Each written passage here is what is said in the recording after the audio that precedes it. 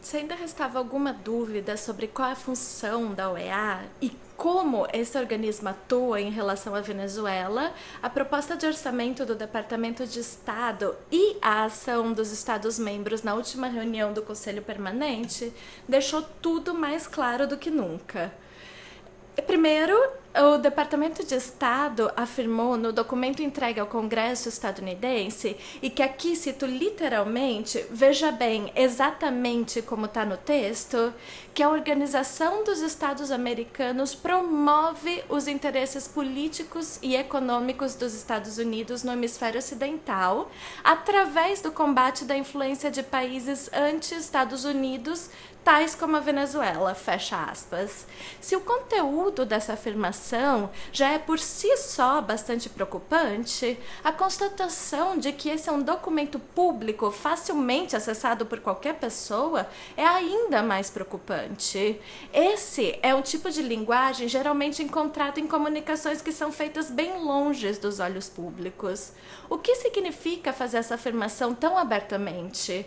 Não é de hoje que se sabe que a OEA é uma extensão do Departamento de Estado, mas nesse documento eles estão reconhecendo explícita e publicamente que a OEA está trabalhando ativamente para prejudicar o governo venezuelano. Foi um erro de algum estagiário? Ou estaria o Departamento de Estado passando uma clara mensagem aos seus aliados na região?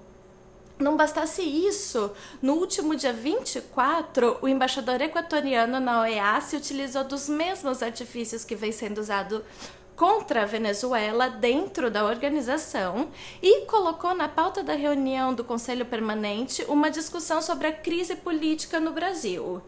À revelia da delegação brasileira, obviamente. O objetivo do equatoriano não podia ser mais claro: demonstrar a parcialidade com que a organização trata assuntos relativos à Venezuela. E conseguiu. O que se seguiu à fala do embaixador equatoriano foi uma enxurrada de críticas e citações de artigos da Carta da OEA, que haviam sido violados ao discutir assuntos internos do Brasil. Artigos que vêm sendo repetidos a exaustão pela delegação venezuelana e que caem sempre em ouvidos moucos. O absurdo da situação não para por aí. 8 países rejeitaram a inclusão do tema na pauta. Coincidentemente, esses mesmos 8 países fazem parte do grupo de estados que está convocando uma reunião extraordinária de chanceleres para o próximo dia 31 para discutir o quê? A crise política na Venezuela.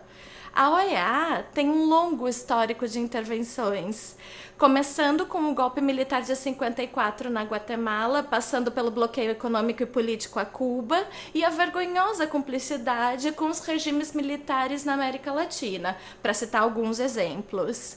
A instituição, que deveria ser um organismo multilateral de concertação entre estados iguais, é empregada cada vez mais abertamente como instrumento de promoção dos interesses estadunidenses, enquanto, ao mesmo tempo, busca obstruir a criação de outros foros que questionem essa hegemonia dos Estados Unidos. Certos mesmos tão os cubanos, que há décadas chamam a OEA pelo nome que melhor expressa sua função: Ministério de Colônias dos Estados Unidos.